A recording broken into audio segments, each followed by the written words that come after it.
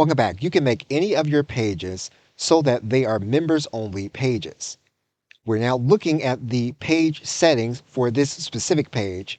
And again, you have this same menu available for all of the pages on your site. We are just looking at one specific page and we're looking at the page settings on that page. But again, all of your pages will have these settings. So for example, if we close out one page and we go to another page and we go to the settings, you're going to notice then if we go to access, we see all of the same changes. Now, one of the settings on the access tab is a members only page. That means then that the content on this page will only be available to individuals that have registered for your site. And finally, there is a header element where you can put custom coding, tracking coding, pop-ups, and retargeting here on any page that you have. And assuming that you have added all your pages, customized all your pages, you will then have your menu available.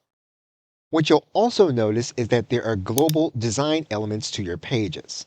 And you'll see that if you want to change the color scheme, if you want to change the width of the page, and you want to change the typography, the style of the buttons, you can manage all of these elements in one area in your global design panel. On each page, you can add elements to that page. We can click on this area, and what you'll see then are the design blocks. That means then that any design block that we want to add that is functional or appearance-based, we can add it.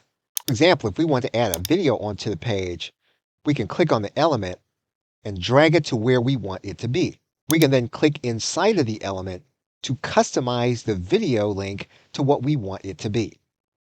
So you have an add element area on this specific page. If what you were doing is managing an e-commerce store with your site, you can click on your store settings here in this area. This would mean that you have a store that's already set up and you'd be configuring the settings at this point. Once your site is what you want it to be, you'll want to save it. Once you've saved your changes, you can then click this button that says Connect Domain. You want to give your site a name. You can choose to publish your site on the free GetResponse domain, or you can connect a domain that you have already set up in your GetResponse account. You can go to the drop-down menu and select the site that you want to add. Once you've done that, you'll then click Publish. And your site will then be added. If you click the link, you'll see your page on the web. So basically, you can build an entire website using your GetResponse account. Okay, so thanks, and I will see you in another video.